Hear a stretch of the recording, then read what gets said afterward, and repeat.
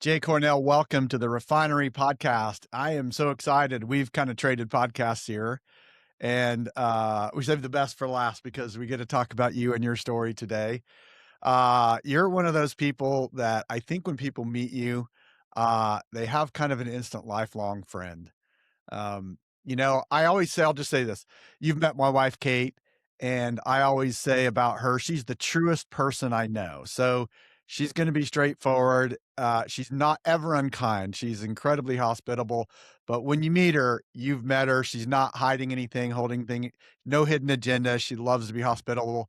I think you guys are kindred spirits that way. I think there's a lot of, and certainly since she's met you, there's been many times where she said, "Oh, I love Jay. I love Jay. I like," so, um, but we've been able to meet through mutual acquaintances and being in a mastermind and mentoring group together, and we've shared the stage actually together. Literally, we've been on the stage at the same time. We throw that term around like we were on stage at an event when someone really big and famous was there, and we were there too.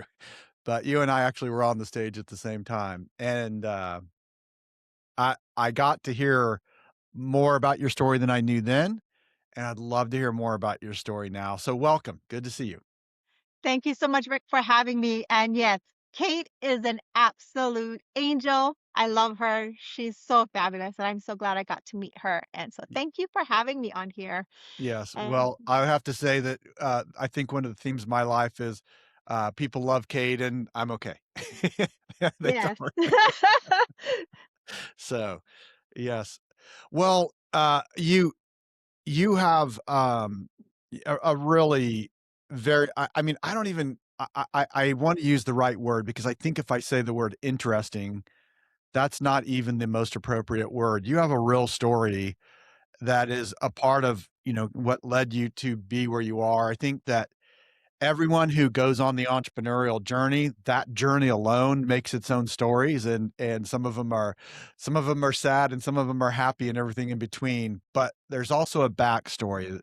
What what got you to the point of which you said, "Hey, I'm going to make my own business and do what it is." So, I'd love to hear about your backstory and what we didn't say is we're actually not even closely in proximity to each other. You're in Hawaii, I'm in South Carolina. Um, Actually, I'm in Seattle. I'm you're from in Hawaii. Seattle, so we're closer, but normally you're in Hawaii, right? So, yes, yes. um, okay, so yeah, you've had some pivotal moments in your life for sure. So talk about some of those and kind of what moved you towards the entrepreneurial journey. Yeah, I think the biggest thing, growing up, like before, if you were to ask me this question a few years ago, I wouldn't have been able to answer it because it was the shame of sharing my story. It was the what happens in the household never gets told outside of the family or between the walls of the house. Yeah. And I had to really break those boundaries because everything that I do today and what I'm doing forward is for the legacy of my grandchildren because if I don't break those generational curses, Yeah. I don't want them to follow for the next generation. And I always taught my kids that as well that Mhm. the only way generational curses will be broken is if we stop it from happening and continue to happen. And so I wanted to really I had to dig deep to Yeah. really find a lot of that and to have the courage to say it. And I think really being on that stage with you and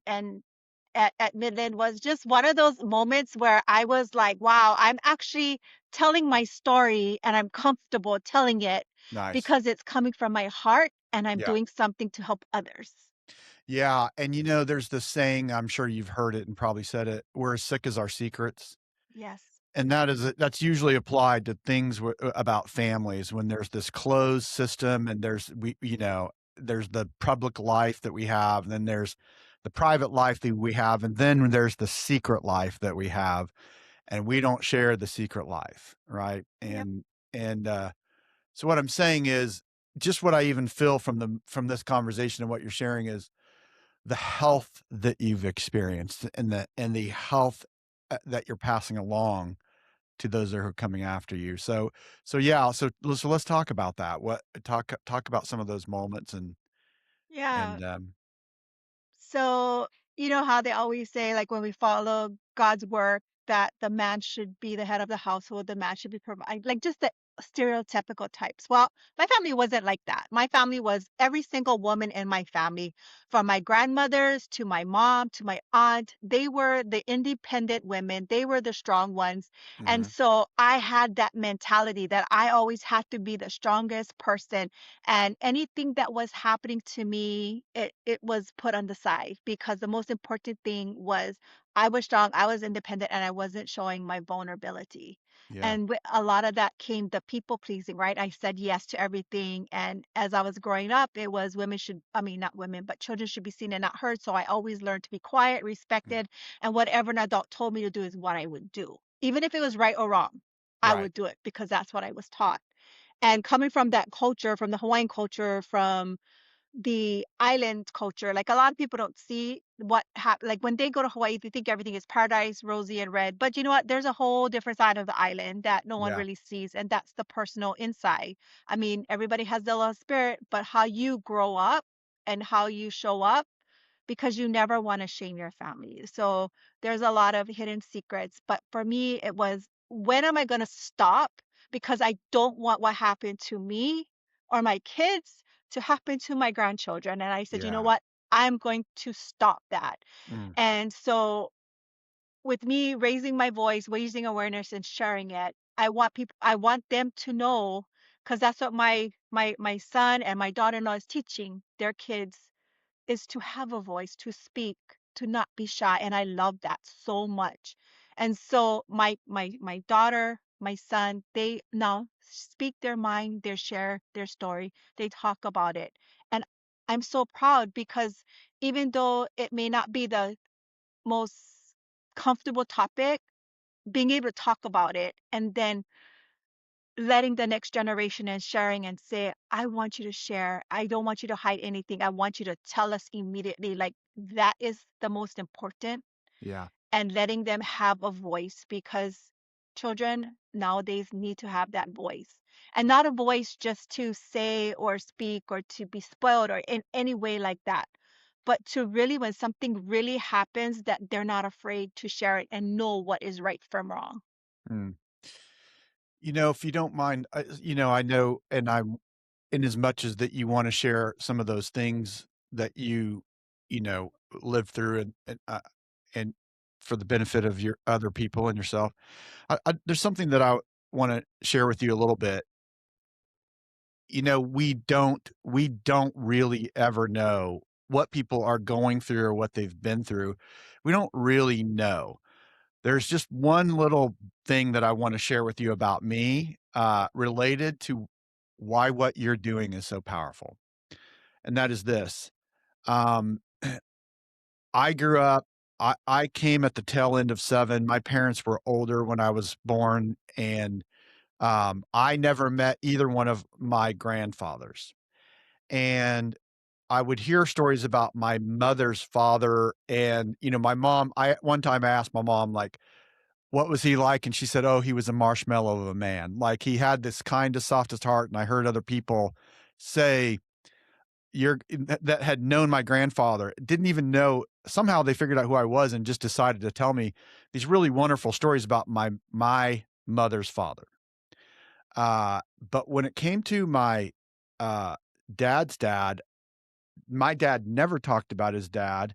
He was positive if he did, but I just started noticing it when I was growing up, like, people didn't really, like they weren't really like, there was something they weren't saying about how bad things were. So I came to learn later on that my grandfather, was an alcoholic. He had a terrible temper. He would get fired from jobs and have to uproot the family. He cheated on my grandmother.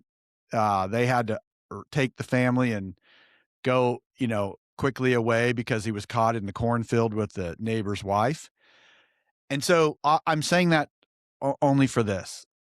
There was a point at which I realized how much of an uphill person my dad was. If all of those things that it must have been like, again, which he never shared with me, but it must have been like for him, I never experienced any of those.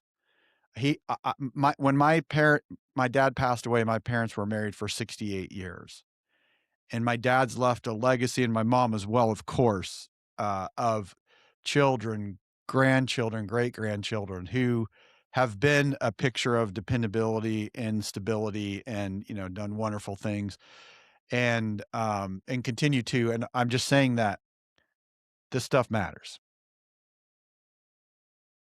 Thank you, Rick. Thank you for Yeah, sharing that, because yeah, the people just think at a younger age like they're like the kids don't hear it, they don't see it, but they do. They are so well aware of it. And just really raising awareness is so important at this stage, especially at this stage in my life. I just feel that just sharing and just really helping others is where my heart and my passion is. and mhm, and it started off with me going on the journey, right? Really focusing on women, right? mhm, Their worth and who they were, and sharing, getting those breakthroughs for the trauma and what it is that they really wanted to get out of it. And a lot of it were coaches and leaders that were just living every single day as if they were just going through the motions, putting on that Broadway stage face because they had to live through everyday life like that. But when, you got home, you were empty, yeah, and it was like that's what started everything where I am today and what I'm doing. And people are like, "Well, I want to share my story. How do I get it out there?" And I love reading, I love writing, and I was like going through all these, traditional publishing houses and saying, "Okay, what is it going to cost?" And then just hearing the stories of authors and leaders and just individuals just trying to write a book, like how much money they were getting charged, like, having no ownership rights, just it was crazy madness. And so that's how Permission to Flourish uh-huh, started, because uh-huh, it was really that groundbreaking, like, I was spending a lot of money because all these people told me they could help me, this is what they could do, and it was like, "You know what? There's no way that we're gonna keep writing like this, spending this much money and get no help." right, And with so much things in technology out there nowadays, people are just there for a quick buck and really not there to help you. yeah, And so that's why it took me 8 years. And the team that I have now is I trust them 100%. And for me, I never had trust. It took me so long to trust anyone that would be a person of their word. And when I fully submersed and was really just fully gave my life to God and said, "You know uh-huh, what? I'm going to trust you. My faith is in you. Everything that you do, whatever you tell me to do, I'm going to do it and I'm going to serve." And it's kind of like a message, right, of what I just said earlier to now. But when it comes to your faith and you leave all those worries to God and you yeah, continue on your life is what I'm trying to say. And yeah, I just continue to go. And if the team tells me they got it, they don't worry about it, I don't worry about it. And they prove that. We've been doing this for 3 years now, and I just feel like I'm in a place, in one of the best places I've ever been in my life, where I can help people, I can get their stories, I can share it, and just really allowing them to get that breakthrough, for that permission, for them to just keep going. Because one thing that we always do, and I don't know about you, but I know for me prior to this is I would look for other people's validation of who I was. And it's yeah, like, why do you need people's validation when you are your own person? And that is what I love for everybody else, is like, you don't need people's validation.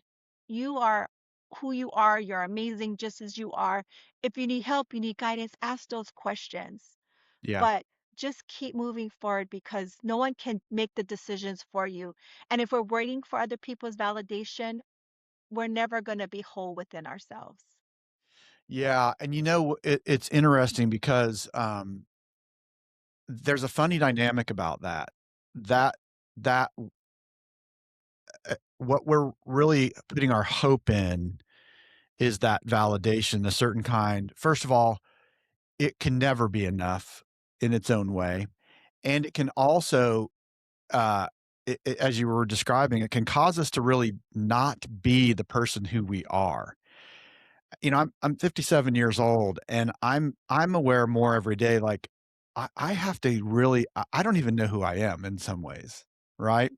Like, there's a discovery that we have to go through, but my point in why there's an interesting dynamic here is because look, I choose to believe and I see it every day, and there's nothing that has ever been a part of my experience that belies this, and that is that we were designed, and we were designed with a purpose, and we were designed to do, the scripture says to do good works that we should walk in them. Like, and so what I'm saying is, if we're not really understanding what the value is that's been designed in us to bring to the world, we can be on a treadmill where we're not really hitting the mark, but we're chasing something that we don't know what we're after.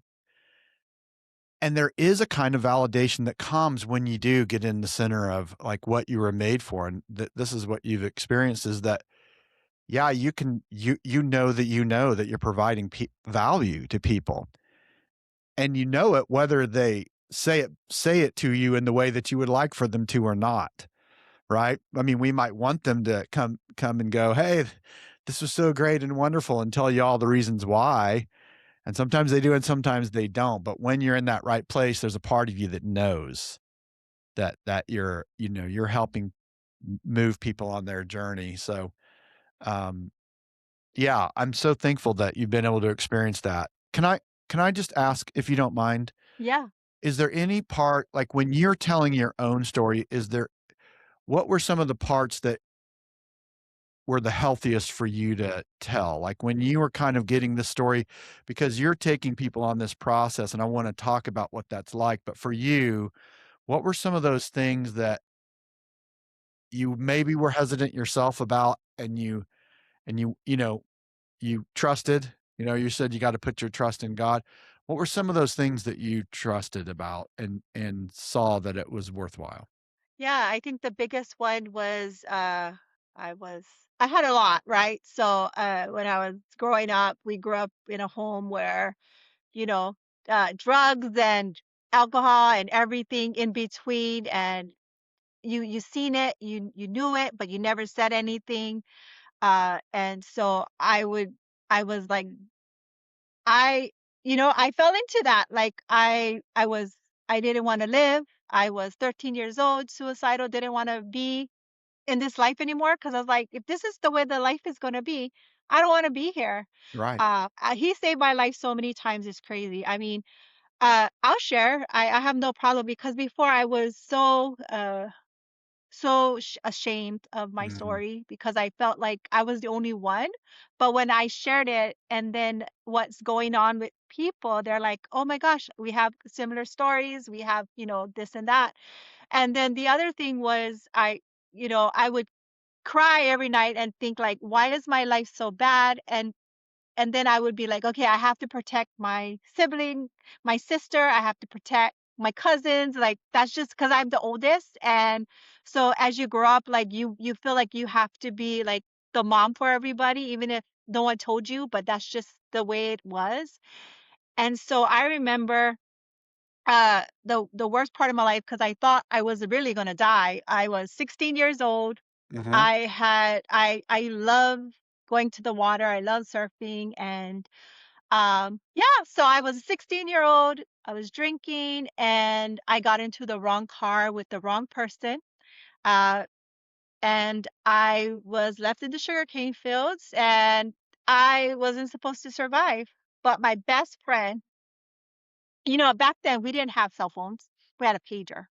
And so you Yeah. had to use and I don't know what, but he drove and was looking for me to make sure I was okay. And I blamed myself for that incident happening most of my life because I was like, if I stayed at home and if I was where I was supposed to be, this would have never happened to me.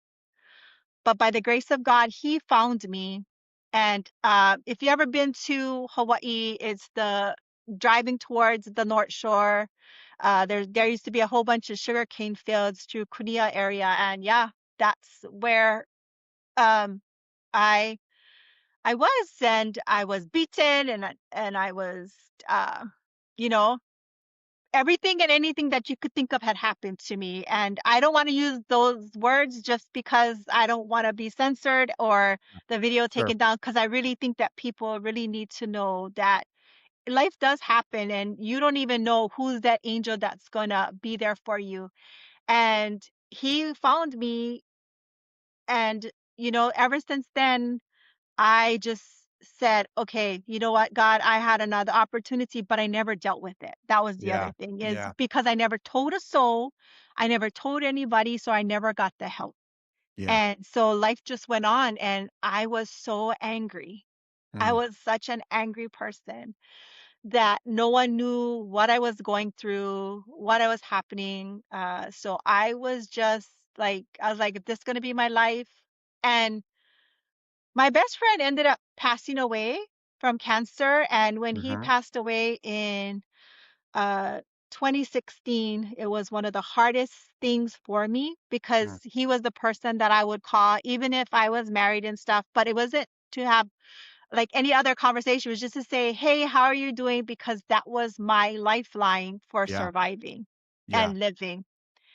And I had my daughter, I was 18. So I did everything backwards, right? I had a child. I mean, I graduated high school, but I had a child. I went to school, got married, and then got a divorce.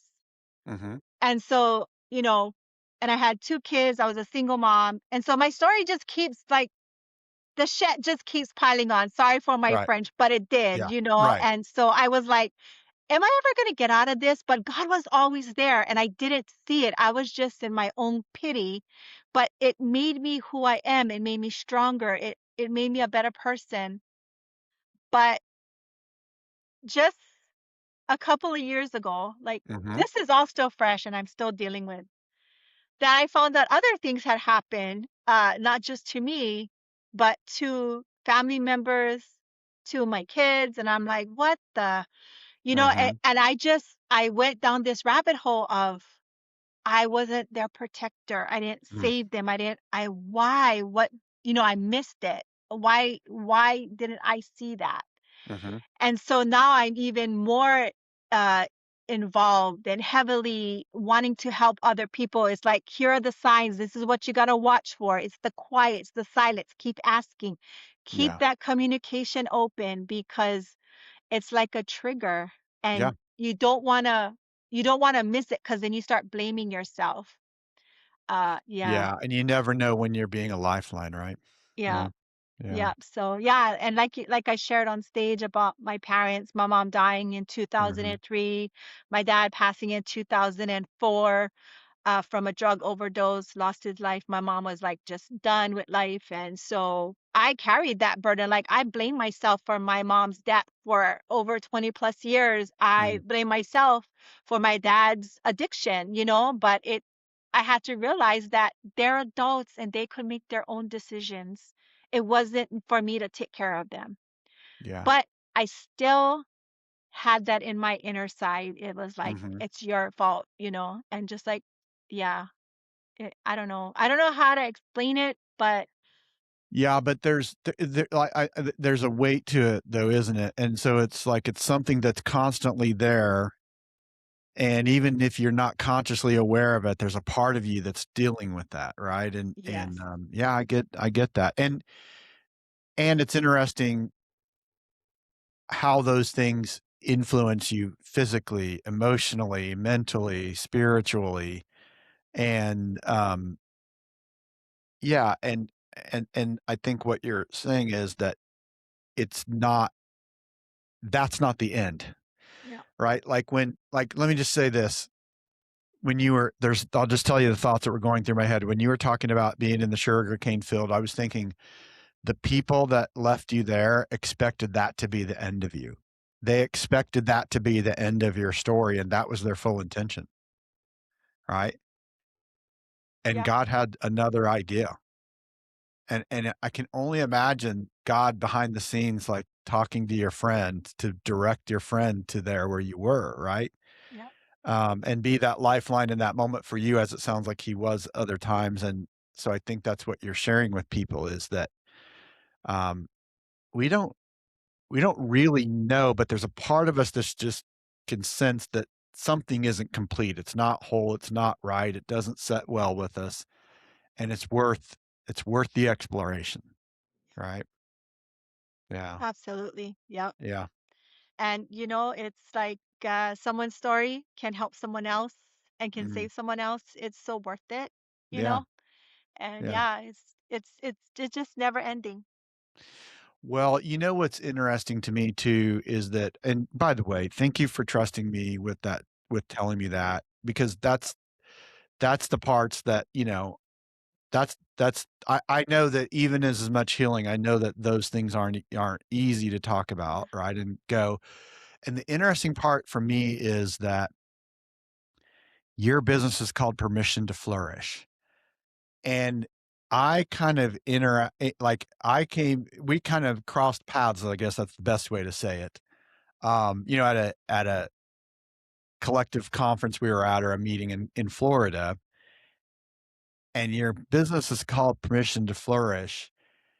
And since that time, what I've watched as a spectator, and so many people that I know and people that I don't know, is that's exactly what you're helping them do. Like, there's so much flourishing going on, and I feel like, wow, every time I turn around, Jay's got a new thing going on, and it all feels very empowering and, so purposeful, and, um I think there's a healthy way that I'm gonna use the word relentless, like, there's a healthy relentlessness to it.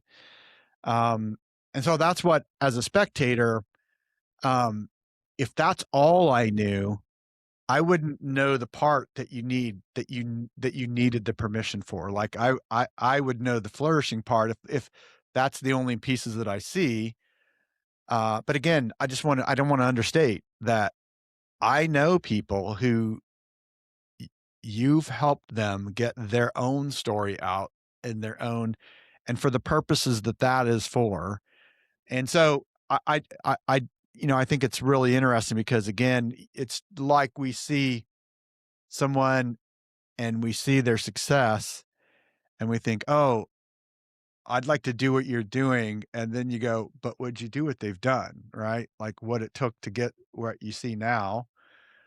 And of course, I know the journey continues, and so you're just getting warmed up on all of it. I know there's so much more to come, but I I I hope that's helpful to just share that perspective of, Yeah, I um appreciate that. yeah, Yeah, because when you're in I am so focused on like, okay, what do you need? How can I help you? How can I serve? How can I make it better? Like, that's my focus. Like, everything else to me is like a, a bonus. yeah, And just seeing their, you know, it starts with that first story, right? It's that first word that they put on paper. And I always get individuals that tell me, I mean, amazing, smart, talented, successful individuals are like, I don't have a story. Who am I to have the story? I'm like, no, everyone has a story to tell. And if one person it helps, it's so worth it. And yes. that's what I love about Permission to Flourish because it's all about the trust. And Uh-huh. people are sharing like their intimate stories. And if that's not the direction they want to go, that's the area that stops them from moving forward because they have that self doubt or that Mm, disbelief that they are worthy. And that's where mhm, I love helping people because we make those breakthroughs and I get to share, like, this is what happened to me. If I can do it, and it's so cliche, but it's yeah, so true that if I can actually stand up there, share my story, you know, being from a rock, and you would never think that you would have anything to say. And it's like, we don't say stuff like that anymore. It's like, I can do this and I want to share and I want to help you. It doesn't matter where I'm from. It doesn't matter what my class status is. Like, I am all in and I'm here to help you. yeah, yeah. No, that's so good. And there's and when you're saying that, I get this picture in my head of, like, people are climbing a mountain and you're just a little farther up the mountain and you just someone struggling below you and you just go, "Hey, let me you got it. Just come on and put your foot there and this there and grab this, and, I'll hold this rope for you while you go." And then they're there, and you're going. So, um, yeah, I absolutely love that. So if you so a lot of what you're helping with, this is not everything that you're doing, but a lot of what you're helping people do is get the stories out, and particularly for the purpose of putting it in the form of a book. Um, so how let me just ask, I know you said it, but just said, when did Permission to Flourish, uh, how long ago was the first book? Yeah, it was, August of Yeah. 2023, I believe it was. I did a whole year. Like, Mhm. I was so passionate about this that I joined, to become a master publicist, Yeah. because I wanted to learn this. So Dr. Dorothy Wilson, she's Mhm. out of Biloxi, Mississippi. She's been doing this for 40 years. And I was like, if I'm going to learn, I'm going to learn from one of the best. And I like whatever she told me to do, like I was learning the framework, how to do it, the Mhm. cost and everything, and the questions. And that is how I was like, okay, this is exactly what I want to do. And this is how exactly I want to help people. So I made the investment so that Mhm. way I could help other people because I was tired of hearing so many stories of people being taken advantage of Yeah. and not owning the rights to their story or their book. And I was Yeah. like, we're all not at that level that, especially when you're first starting out, it doesn't matter where you are in life. Why are you going to pay hundreds of thousands or tens of thousands of dollars? I'm sorry, I'm just rattling over here. Just spending all this money. I mean, I Right. should talk because I invested a lot of money in a lot of things. And I'm like, I don't think people stop doing what I did. Let me again break that curse Yeah. Yeah. and say, here's a easier way, an affordable way. You decide if you want to do it or not. There's no, there's no skin in the game if you don't want to. It's fine. It's cool. And Yeah. because a lot of people get the misconceptions, especially again, AI is a wonderful tool, but it's Yeah. also, got its negatives too because there's some people that's not so honest out there. For sure. And so Yeah. people just have to really trust and do their due diligence. And most of the people that we work with is all word of mouth because we've worked with other people and they Yeah. know us and they can trust us. And and most of everybody met the whole team already, whether it was at my Seattle event last year or in Midland. Like we're so committed that everyone got to meet the team, which is what I love. Yeah. Well, that's so good. And, I really appreciate that. Um, I, y you know, there's a lot I think that not everyone does this. There's a pioneering thing that you've done. And so there's some things that I know I've done them, and it's not uh, partly why I wanna do it is so that I can help other people do it because it's a part of the journey. Like AI was one of those things. AI is not the end for me, but it was, and by the way, we could have a whole conversation about, and I love what you're saying.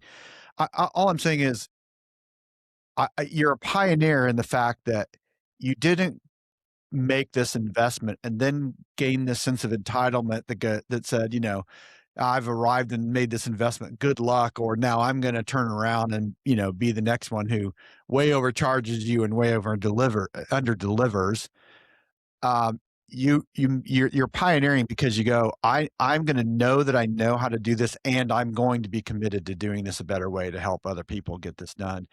And I think that there's a part of writing a book that whether any other person ever reads it or not, there is tremendous value in getting the book out of you because that book shows up in more than like a paperback or a hardcover book. That book starts showing up everywhere you go in new ways, right?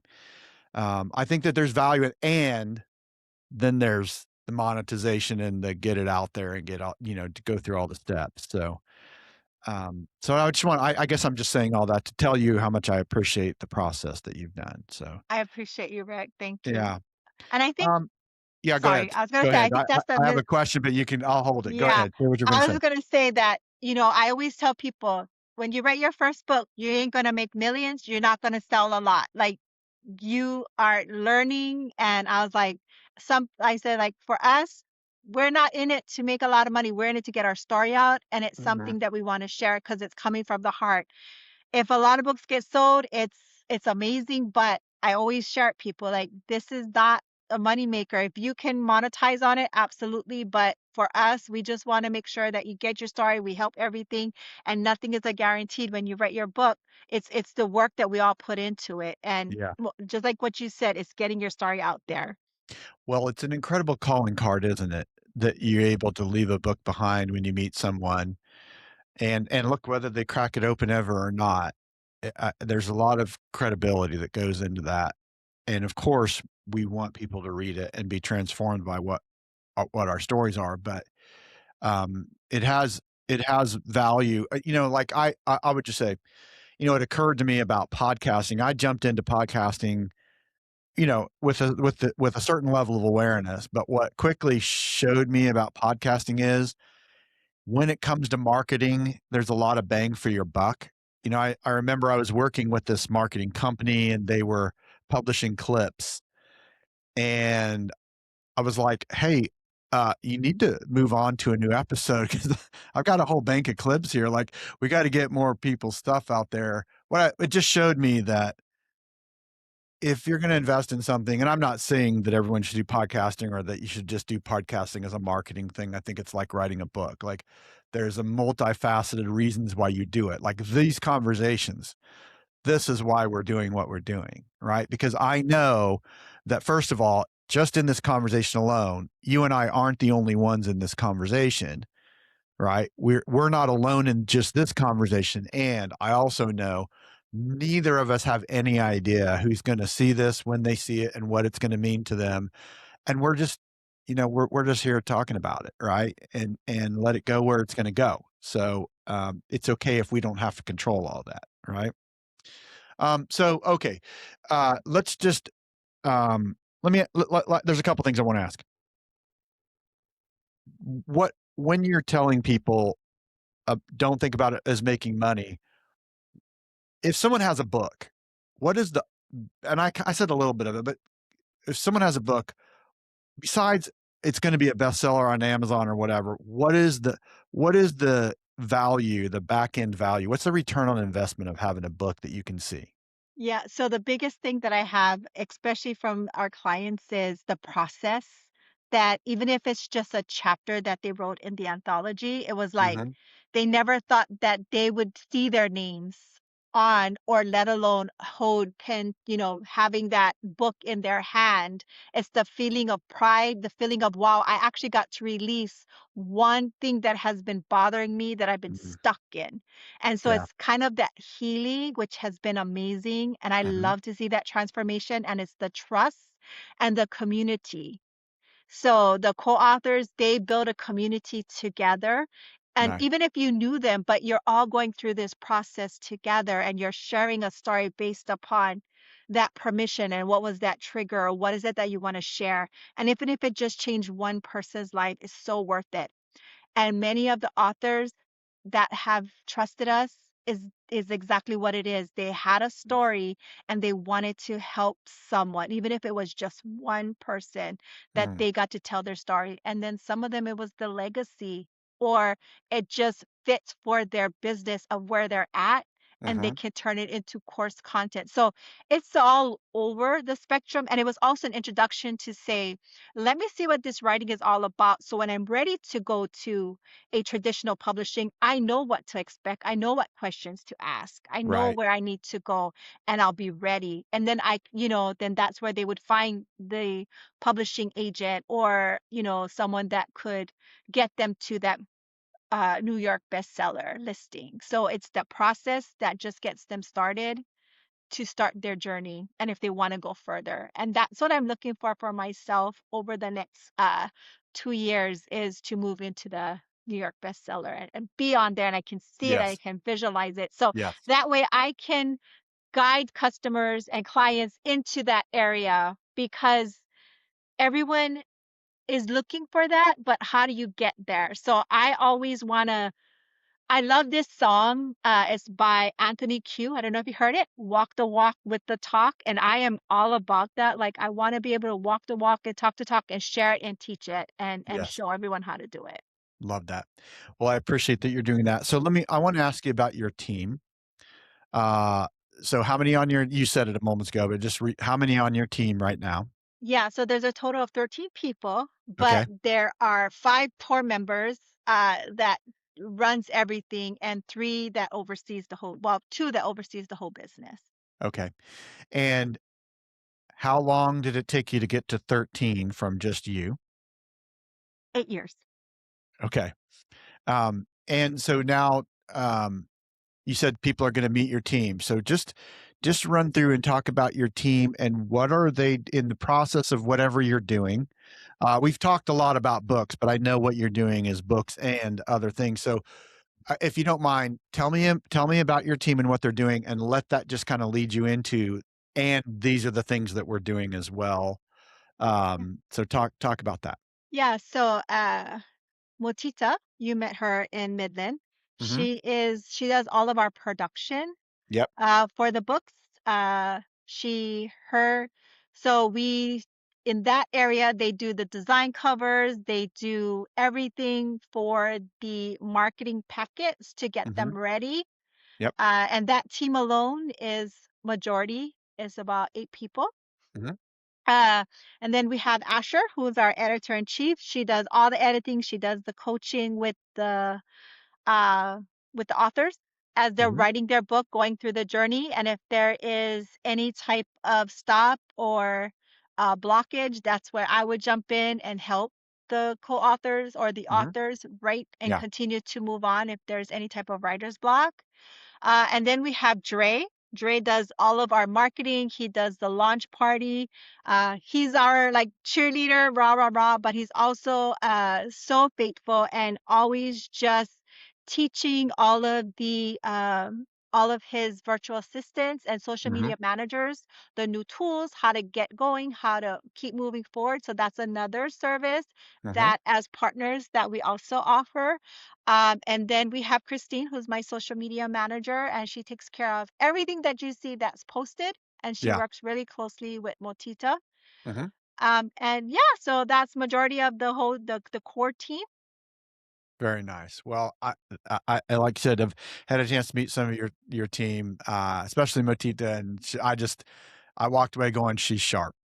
She's very sharp and kind," very kind Yes, spirit about her. So, it's amazing what it's like when you surround yourself with people that care and wanna do a great job and yes, are in the mission with you as much as, the day-to-day trenches with you, right?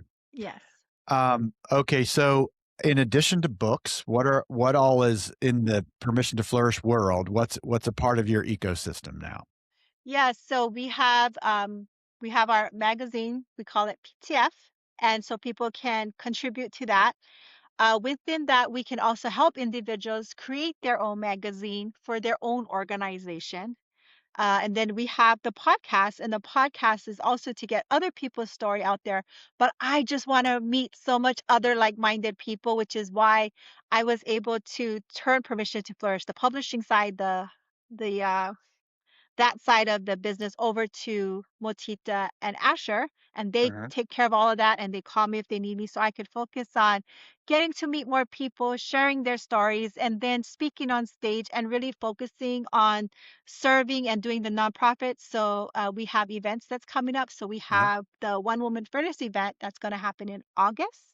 Mhm. And I partnered with Charlotte Brown, who's out of Ottawa, Canada, and I've been with her. I've known her for almost 10 years. And so just her vision of Permission to Flourish, and she has an amazing story. And I was like, you know what? I want to bring it back to Seattle because it's a safe place for women to share their story Yeah. and speakers who are on the same mission to help and reach out to other women.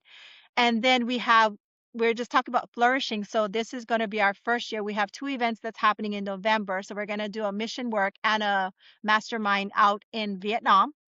And with Wow. that, for every person that has a paid ticket, we're going to uh, sponsor someone from Vietnam that's looking to be an entrepreneur so they Mhm. can get first hands on to create their business plan and I love that. really share it.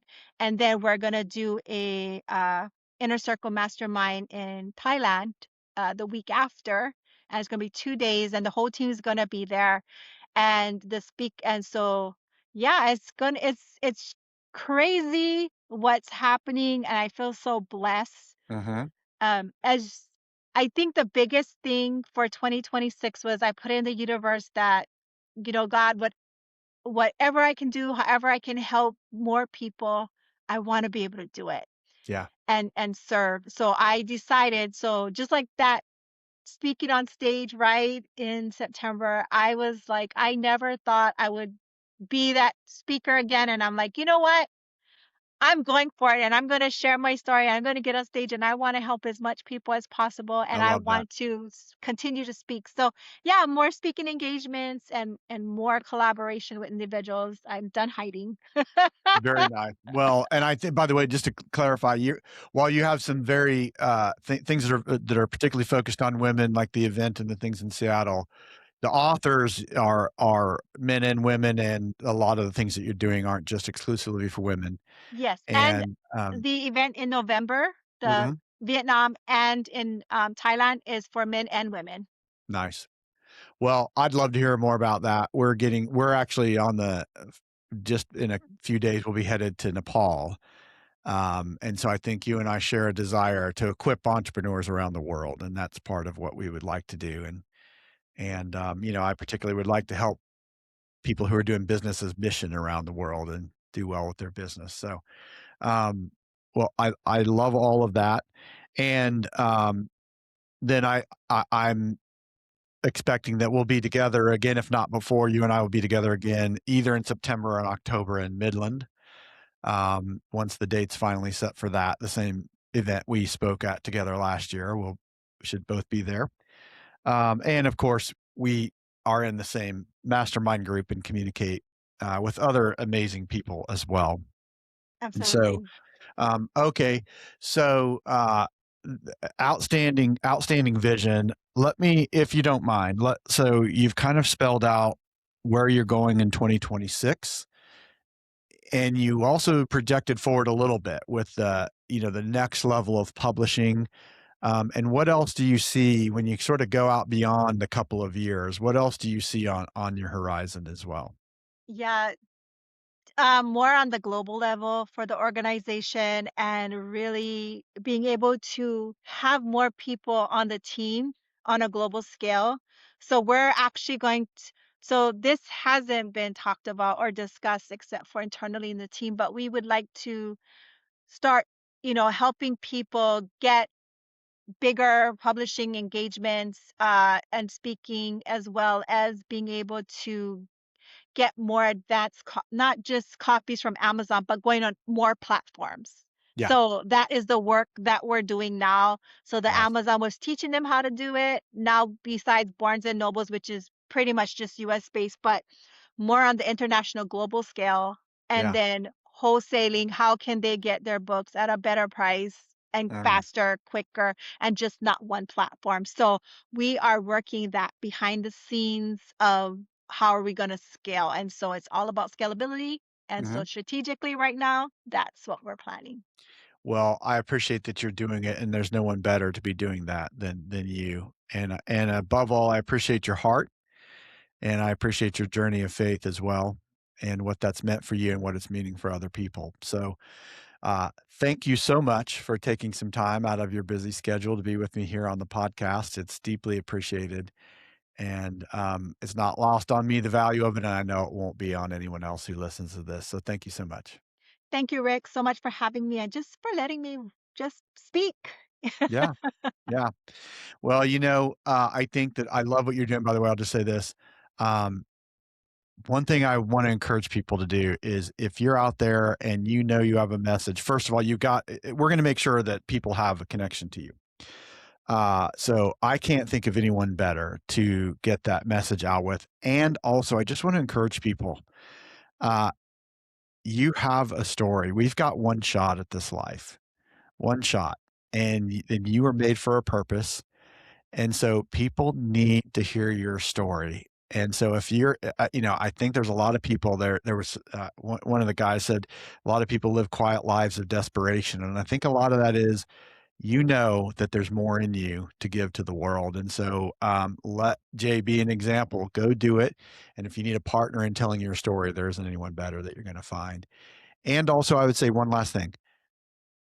If you know you need to go speak, don't wait on somebody to invite you. Go build a stage. Go find a way to speak with people. And and then opportunities will come. So, well, God bless. Thank you so much. I appreciate you. Appreciate you. Thank you, Rick.